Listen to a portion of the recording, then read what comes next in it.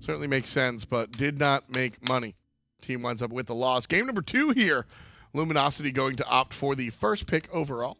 We'll see where they go. Bans, I kind of want to see the Guan Yu ban from LG, unless they decide to pick it. But I do want to see the Guan ban. They're going to go for the Chang'e ban, which I think is just as important. You've been watching Aquarius over there on the Chang'e? I think we all have been seeing Aquarius on the Chang'e. And if I'm Spacestation, I am sticking to my guns on those exact picks from last game because banning away the Turnibok, Chibalanke, Hachiman, and Medusa, I think, put Clout in a really tight spot, and he really didn't have much freedom in terms of what hunters he was left with, kind of just the scraps of what would be ideal, and that felt a little bit like Luminosity trying to make a composition out of the limited hunters that they had left. Sure. Sticking with the Thoth pickup, though, and the Mercury ban also, not even worrying about the Guan Yu. I like the Mercury ban. I actually do like the Mercury ban. Merc versus Guan Yu, I think, like, pick your poison right there. And I think I'd rather deal with the Guan. Merc doesn't have the initiation nor the healing. Guan has 2 variables over 1. But I think Merc's ability to just 2-shot a carry is... it balances out, so I'll take that one. It's nice to have, but I think that the Guan Yu, you know that was the direct problem you just encountered in the last match. Sure, you don't want to worry about andinster on the Mercury, but I am a fan of how Luminosity aren't looking for a repeat of Game 1, going for the Medusa pickup, trying to make sure that Cloud actually gets a god that can be ideal for the dual lane. Yeah, this is a great adaptation from Luminosity. Game number 1, they were shoved. I'll find it eventually. They were shoved away from the hunters because they were just banned out entirely. 4 bans, all hunters. And here, going, adapting and making sure to grab your hunter before that second round of ban phase, very important. Thoth, Medusa, and Cerberus make up LG's squad. SSG, take the Serqet, Artemis, and Sylvanus. And like you said, stick to your guns. Just keep playing what you played last time. SSG do adapt, though, and they'll ban the Athena. I like that they banned the Ra on Luminosity because I don't think that you want to see Baskin get a repeat performance on his Ra. Not only that, but this doesn't really allude to being a double hunter composition from Spacestation. I think that there is some potential here for an Apollo mid, which is what Luminosity were concerned of in the first game. But considering that it is a Thoth in mid, I just don't feel as though Spacestation are going to want to take a hunter against a Thoth. Important Guan Yu selection here instead of last place. Luminosity saw it first game. They didn't ban it in the round 2. They banned out 2 healers, 2 other healers, I should say. Guan a healer himself. But going to stay away from that one. Instead, going for the Ymir can also break apart what Guan Yu wants to do. This is likely to be a solo lane Ymir. I really love the Ymir here. I do like this draft. I think that the Ymir is an awesome pickup because of the fact that you'll have that wall for the cavalry charge out of the Guan Yu. One big issue they had was they couldn't isolate Aquarius during his ultimate.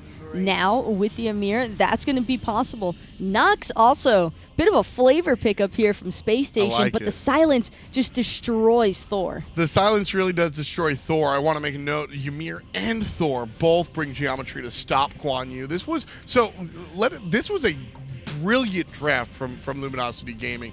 At the end of the day, frankly, I still think Space Station Gaming have the upper hand both in draft and actual play on the battlefield. But this is kind of where you look at the loser and go, oh man, buddy.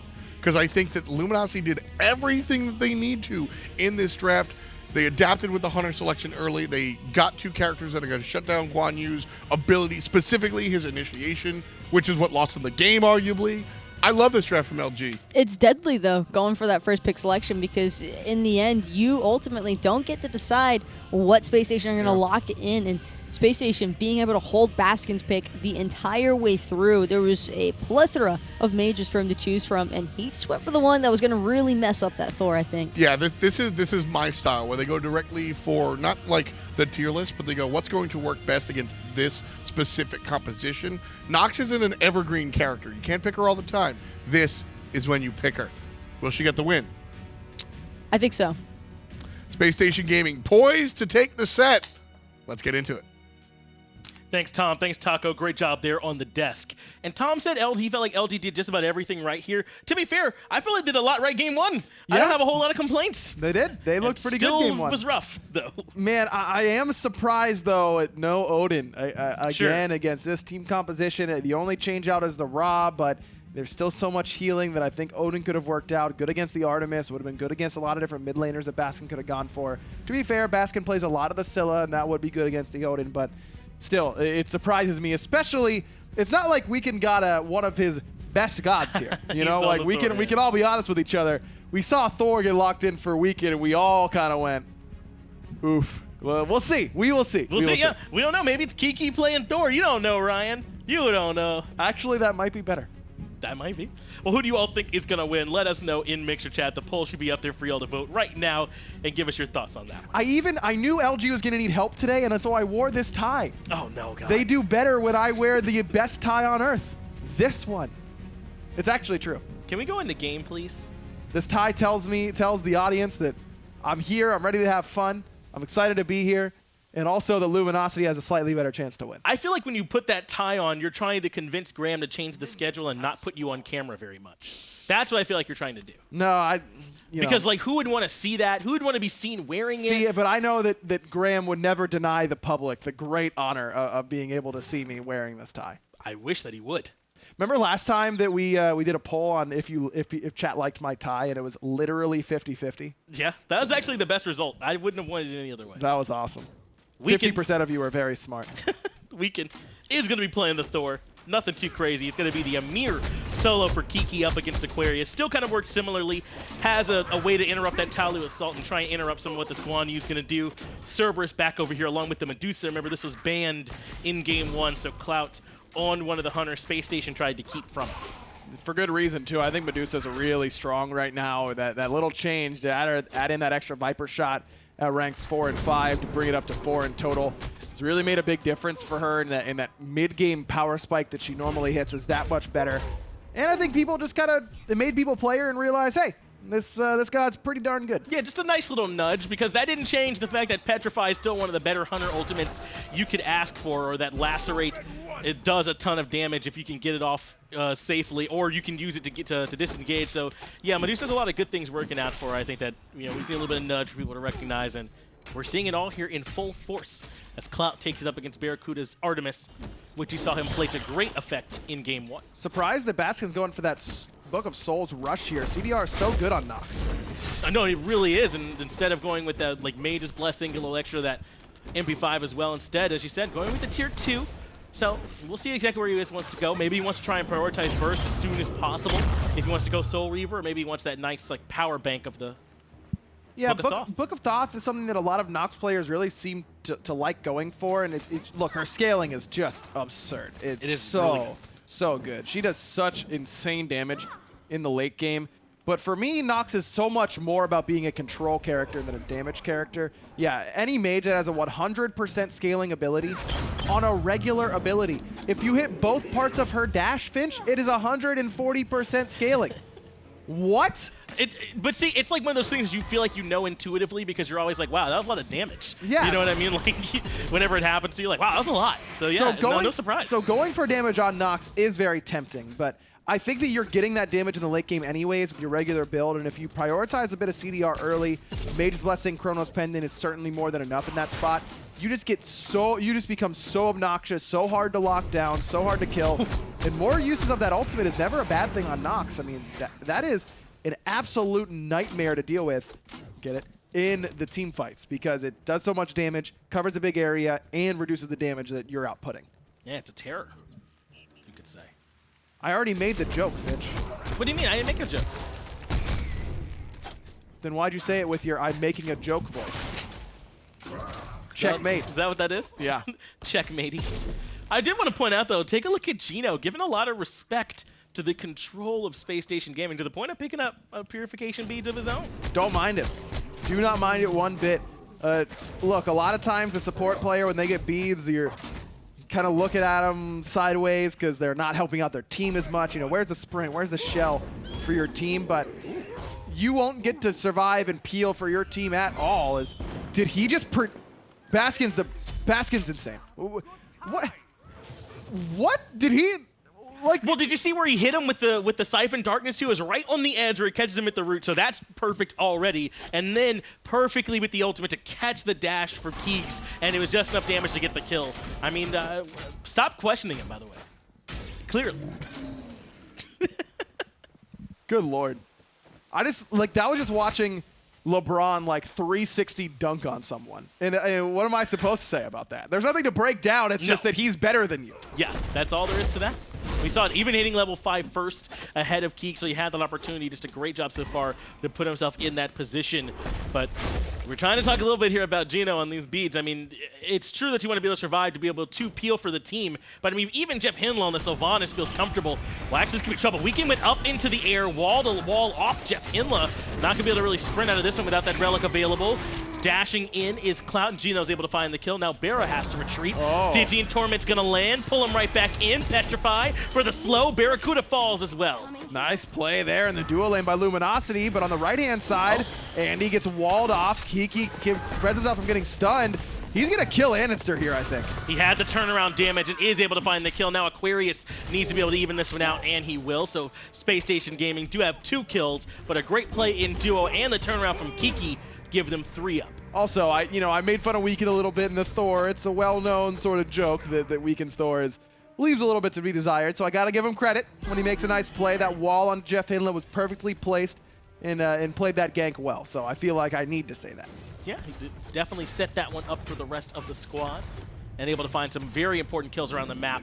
BaRRaCCuDDa, though, at the tail end of that, did use his ultimate. I think you can see it coming back off cooldown. I think he didn't have it available early enough to get away from the Stygian Torment. Correct. And as soon as he had it, he tried to drop it, but he'd already died. That CC immunity never really able to give him any help. No, he was already dead to rights. He was already slowed down from the Petrify. He actually got brought close enough to the minion wave that a minion dying hit him to level 5, and that's where he used the boar, but as you mentioned, a little bit too late, and now Clout has an opportunity to play very aggressively in this lane. No, not for much longer. Though, we cannot forget that Baskin is still doing pretty well in the mid lane. Level 8 always seems to find himself farming just a little bit better. He gets a lot of farm to himself, that's true, but it doesn't hurt that he got that early first blood either, as he is going to go ahead and back. He already has the Shoes of Focus, so we should get a chance to see where he wants to go with this tier 2, and it is going to be the Book of Thoth. Yeah, so just more about the consistent power than anything else. These 2 items work very well in tandem with one another, of course, because Shoes of Focus, in addition to giving you CDR, give you 250 mana. Book of Thoth gives you extra power based on your mana pool, so they work pretty well together. Weekend hanging around Gold Fury, but no one else is here. Sylvanus in mid lane. BaRRa had to back. Geno is putting those beads to good work there in the mid lane and staying alive, so Weekend is going to have to give up and come back towards mid and help out where Geno felt some pressure. That's the right idea. That's the one thing. A lot of times I'll see supports get beads and then get, Nox comboed or whatever with the only reason why they're buying the beads. And then they'll be like, nah, I think I'm good here. I won't use it. You have to be very liberal with your beads usage if you're going for it as a support player. If that bead sits unused through the majority of the early game, you really did waste a relic slot. So put yourself in a spot where you need to use it. Root lands, that means the pull is going to come out, and the knockup from the Wrath of Terra, and the silence, the combo, disgusting from JeffHindla and Baskin, able to find the kill in Geno without much trouble with those beads forced out. And I love that Baskin leads with the root, because oftentimes you won't really juke around a Nox whenever you're getting whenever the combo could come out until you see the 2. Until you see that Siphon Darkness, a silence. If he just leads with that, guarantees the pull from JeffHindla, which guarantees the silence, which guarantees the root, which guarantees the death. Really, really, really smart. Yeah, I really like the way that they chained that CC together, because it left no room for Geno to do really anything, especially with the beads being forced out earlier, which means that it's really a 2-part play, because they do a great job punishing Geno in mid, Geno reacts correctly, and now they're in a position where they can capitalize on the beads being down. Just really well played. Nox is one of those characters. Every time you see a good player play her, you're like, why don't we see more of this?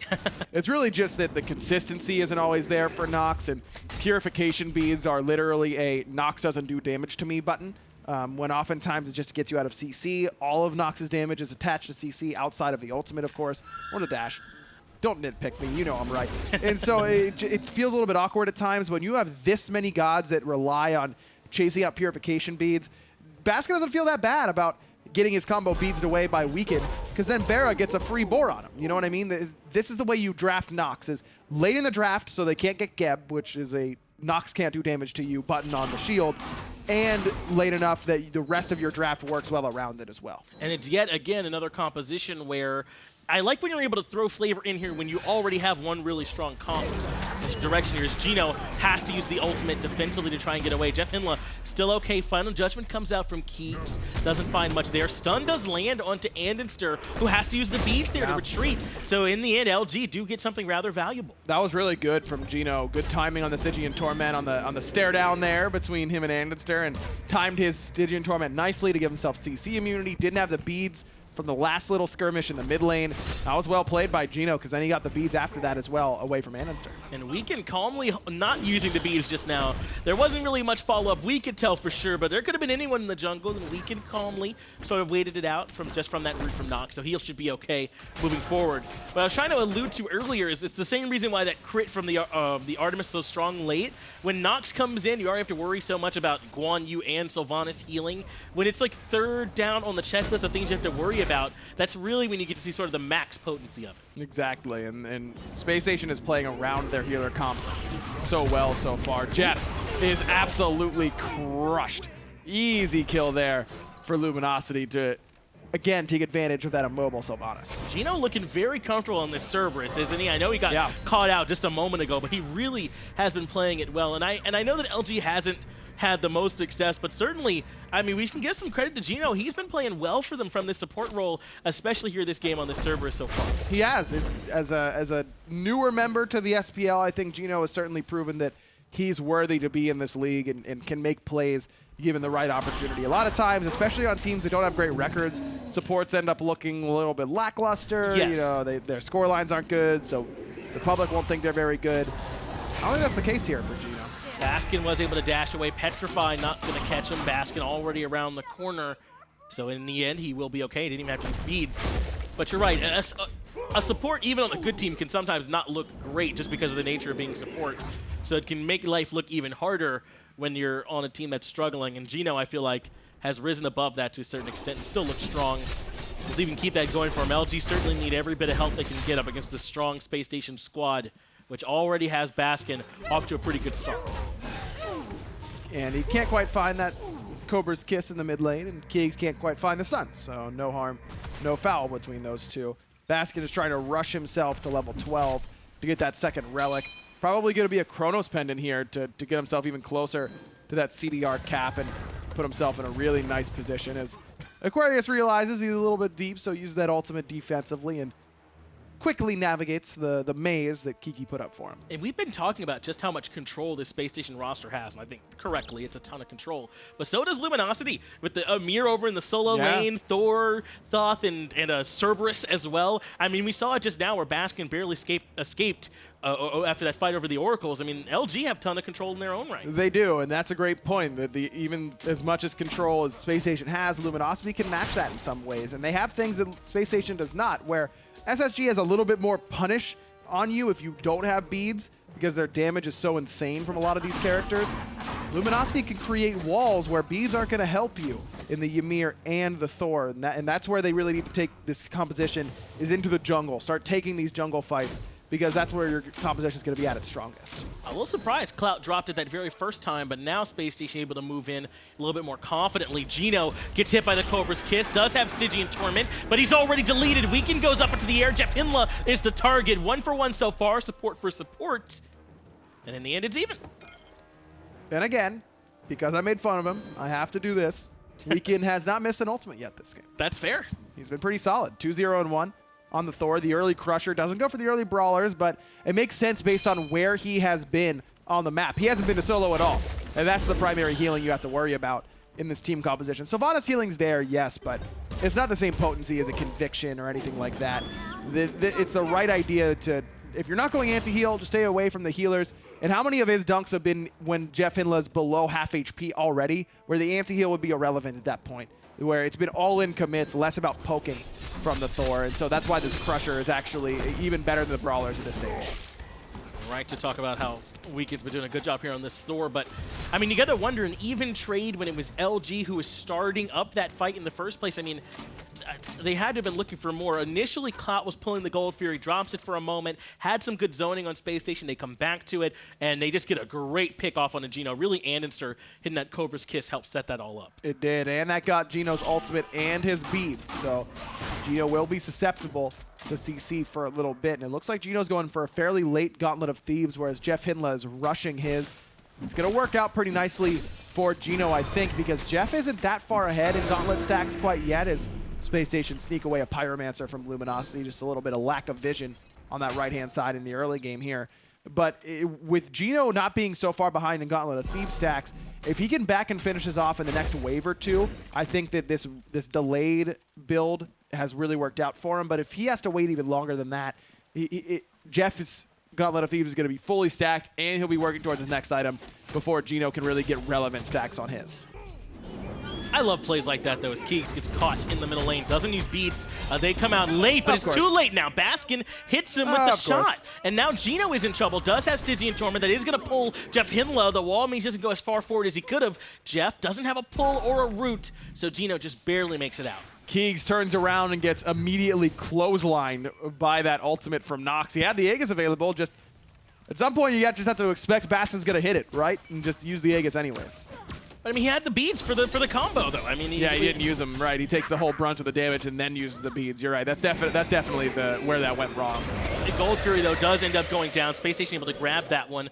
Again, that's earned by the pressure they get in mid by punishing keegsmate, who I think felt comfortable that even if he took the damage, had a way out. But in the end, Baskin kind of just on an individual play able to take him down 3-0-1. It was the Chronos pendant he went for, by the way, so he's free to take that shot very often. And even if he misses, it's okay, it'll be back up again. Now Weaken gonna catch the hands here in the jungle, and there's the ultimate again. Weaken, very low, the tick damage going, forced to use Aegis. He's dead. He's dead even still. Through the Aegis, yeah. wow. The tick damage from Night Terror is absolutely preposterous, and that's 3 solo kills for Baskin in this game. And that, to me, screams unfamiliarity with Nox. It's been a while since Luminosity's played against it, just based on the way that they've been playing against it here, in my mind. Just not really understanding the amount of damage that Baskin's going to do, his cooldowns, things of that nature. I love what Aquarius does here.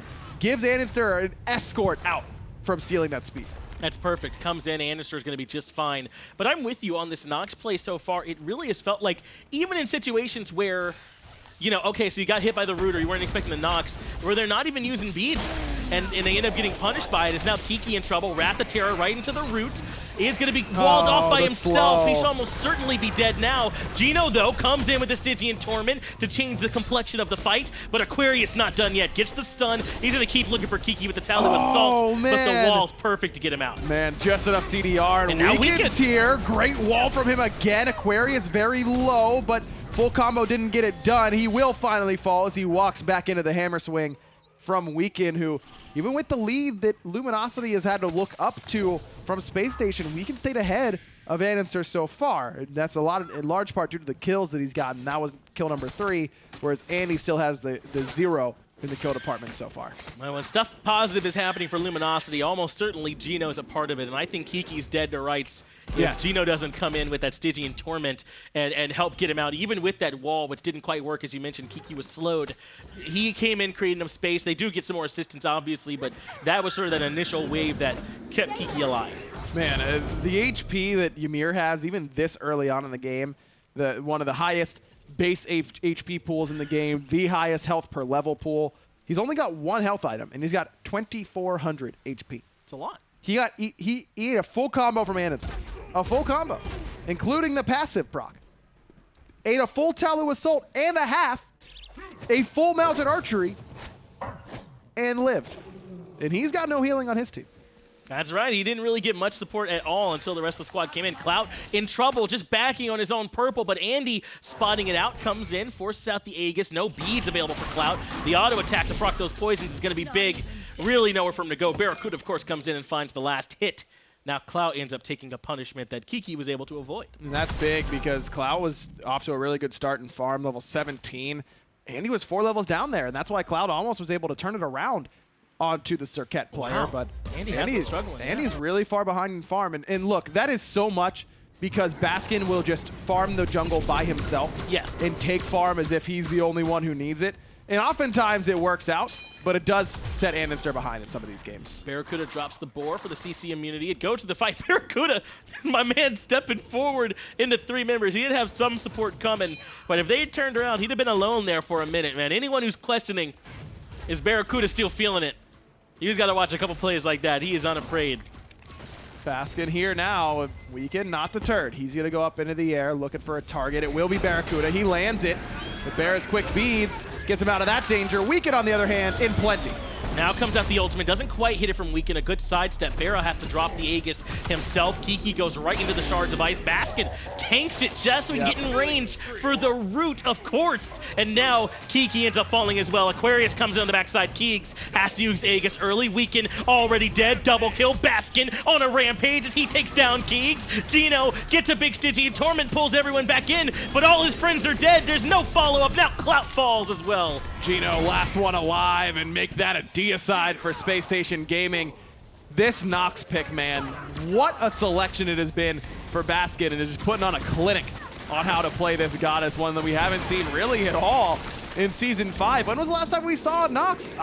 Probably a Dardes game. Probably, but I don't even remember when it was. Split. Yeah, it was a while Spring ago. Split. It must have been, because he's been playing Guardians all summer split long. And very well, by the way. Yeah, Dardes has been looking excellent. Right. So, man, it really just has been no answer from Luminosity for this selection, and that's where I love picks and bans. Picks and bans are one of my favorite parts of Smite in competitive level play, because sometimes you can just find that one little piece to the puzzle that the enemy team wasn't expecting, wasn't ready for, and then you can win the game off of it. And it really feels like that's been the case. Now, not to take away from Baskin's individual play, because it's been absolutely filthy this entire game. Of course. But also the pick was just so perfect, in LG is just kind of lost without an answer. Is there any way to put like an asterisk next to stats that we track so we know that these are from a Baskin game? Like Nox is good, yes, but I mean, you know when people are looking back at the stats thinking Nox is this insane. I think it's just, these are some Baskin numbers, like how there's fake solo lane damage. Yes. These are Baskin numbers, you know, like. Right. I understand what you're saying. We definitely have needed those during Smite's history with certain players. Sure.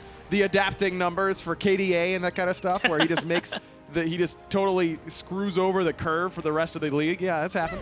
Geno in some trouble. Last breath. Goodbye. Right into the silence. It pops, and Baskin finds another kill. Petrify comes through, does force beads, and Weekend looking for a target. Kiki just barely still alive, but a double kill now for Baskin, and Weekend has got to fall back. There's just nowhere left to go. Almost a shame for Luminosity that they're wasting such a good Thor game from Weekend, isn't it?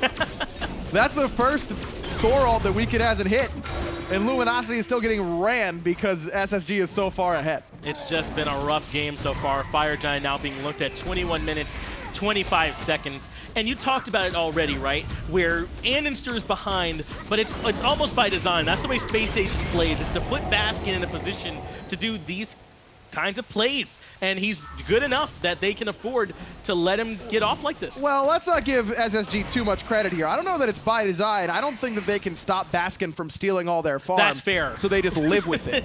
You know, it's like it's the Baskin tax. Like if you get carried by Baskin this often, he's going to take your farm when you don't want him to, and there's not a whole lot you can do to stop him. Yeah, Andy from the back row. Can I get my back XD camps? Yeah, exactly. Can you like stop soloing all the mid camps and oracles, please? And Baskin's like, what's that now? And Andy's like, it's fine. Well, instead, they're going to move on to this Phoenix over here on the right-hand side. Everyone back up now from LG, so they are ready for the defense. A good wall from Kiki locks him in. Final Judgment hits JeffHindla, is at half health, but the real target is Kiki. He's been deleted. Weekend is up in the air. Geno hits the Stygian Torment, and Weekend comes in, but it's not enough damage. Weekend gets deleted by the blow-up from Baskin and BaRRaCCuDDa's autos. Man, this Nox. We're beating the dead horse, but who cares? It's just been incredible. Again, Clout's just dead. Petrify comes out, but I mean, Aquarius comes in and finishes that one off. Phoenix on the right-hand side is down. BaRRaCCuDDa happily moving forward. I think Spacestation Gaming can go for the end. It's only Keegs and Geno left to defend. Spacestation Gaming continue to show they're at the top of North America as they go for the end. And for what it's worth, as much as we've been so excited about Baskin's Nox, BaRRa's going to end the game with top damage again and go 5-1 again and look really good. But Baskin's Nox went 9-0-8, so... know, it's like, It's tough. All right. We've heard it from BaRRA. You know, he's said before. I mean, like Baskin just comes in and gets all the kills. It really is a skill. Like, this is one that I will absolutely attest to on BaRRA's behalf. It's even like when Kiki's ulting on that right side Phoenix and Baskin ulted him, those little mini Nox ticks gets the kill instead of anyone else who's hitting him with everything. You know what? Sometimes the universe smiles upon you. Well, who's going to be your MVP from that game? I know y'all gave it to BaRRaCCuDDa there in Game 1. He certainly looked good. Baskin having a star performance here in Game 2. BaRRaCCuDDa looked great as well. Look, BaRRA had a great scoreline, did the most damage. If you vote anyone but Baskin, you're trolling. Free. Yeah, I mean, it was an insane game. And he had, like, what, 3 kills that get that game off the ground? 3 that solo really were kills. just, like, him getting his kit off perfectly on targets he was able to isolate. Just excellent play. But how many of those were against people who didn't respect the damage from his combo? Yes, all 2 3, from I would Keegs. say. Yes. Yeah, like 2 from Keegs that didn't really expect it. From Weekend as well. I don't know if he had the beads up, but it didn't end up mattering for him because he used the Aegis anyways and still ended up falling. That was just unfamiliarity with the matchup for me. Well, a great pick there from Spacestation gets them a 2-0 victory. Let's get it back over to the analysts so they can break it down. Thanks a lot, friendos. Yeah, you heard Ryan there. If you don't say Baskin, you're probably trolling. I mean, Baskin came through with the oddball pick into the niche composition and did exactly what he needed to do. BaRRaCCuDDa might have had the most player damage, but Baskin had the most solo kills, without a doubt. Starting off hot, I mean, he was 4-0-1 so early on in the match that it almost felt impossible for Luminosity to try and battle into him. And one thing I do have to point out, though, is that this felt like a very odd keegsmate performance in comparison to everything else that we've seen from him so far in Season 5. It just felt a little bit like he was playing on delay, and I do think a lot of that is heavily attributed to unfamiliarity with a matchup. That's fair. But also, as a SPL level mid laner, you've got to not be as selfish holding on to those purification beads. Actives are meant to be blown, and every single time that he would use them, it was typically so late into the combination that he's already absorbed the damage from Baskin anyway. You're dead by rights. You might as well hold on to those for the next bout, but it just felt like Keegs was a little bit off his A game here. Yeah, I'll agree. This was not the performance that I think we normally expect to see out of keegsmate, but it was the performance. Baskin MVP. I stumbled over my words, but I wanted to do my best Baskin impression, but can't because the man just seems to never stumble. That one, getting the explosion damage and able to just find it with the last bit of ticks. I mean, Baskin just... It's funny because you mentioned that Keegs was unfamiliar with this matchup. And Taco, I think that's fair for a first-year SPL player to not really know Nox that well. And then you see how well Baskin knows his own character, knowing the explosion radius, and it's just... It's kind of disorienting. I don't think that's anything to do with like the player's first year, though, because he's in the SPL for a reason. He can compete at a professional level of play, and you still need to just know when to let your relics fly. Sure. And I think that was the main issue that I had, is that he was just so awfully late that it's almost like inexcusable. But I could totally understand being unfamiliar with the matchup, but it only goes up to a certain extent. Yeah, for sure. A little bit rough there for keegsmate and the rest of the squad on LG. Fun to watch at home, though. And if you're at home, you can also be playing. Make sure that you get your Odyssey vote in for who's going to get that Tier 5. Who'd you vote for? Battle of the Guardians. Yeah, for real. This is exciting. Oh, I didn't realize we were this far. You know who I voted for? Who did you vote for? Ganesh. Whoa, who said that? Was it Ganesh? That sounded like Ganesh. I don't know. That sounded Ganesh. Exactly like you and not Ganesh at all. Who said that? That's Ganesh. Oh, my goodness. I would be in the boat, though, for Ares. I personally would rather see Ares get the T5 skin. Ares. Damage is the best way to go. And whoa, who said that? Was that Ares? He's the carry Ares. I mean, I like it, but for me, it's really about Ganesh. Whoa, who said that? I think they all know that you're saying that. I didn't realize we came out of the graphic. Quality times. Just vote Ganesh. He's the coolest. Honestly, it should just be Freya. Let's talk for real. Freya should just be. Yeah, I think 5. with that one, we're going to head back to a break, but Freya. Make sure to stay tuned because we're going to have Trifecta versus Splice coming up next, and it's going to be hot. I'm telling you, it should be Freya. Just pick Freya. Just vote Freya.